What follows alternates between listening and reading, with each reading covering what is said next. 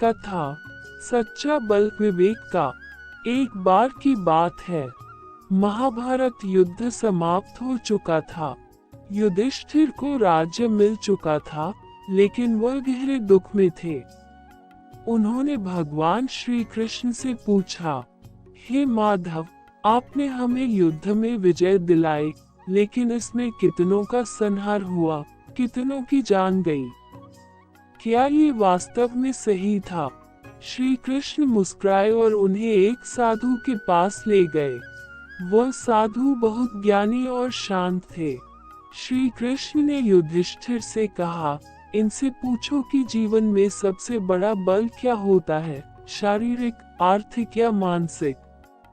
साधु बोले, न तो शारीरिक बल सबसे बड़ा है, न ही धन।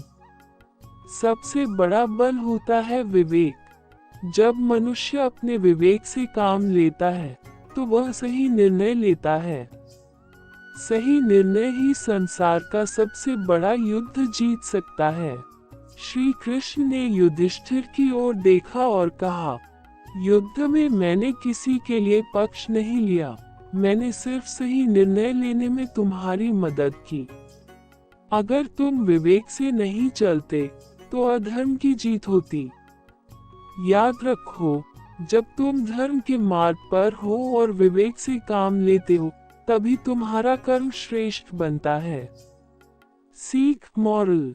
जीवन में सबसे बड़ा बल बुद्धि और विवेक का होता है।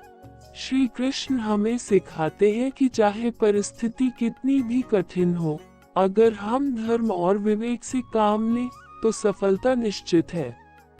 अगर आप चाहें तो मैं इस पर एक छोटी कविता या संवाद शैली में कहानी भी बना सकता हूँ।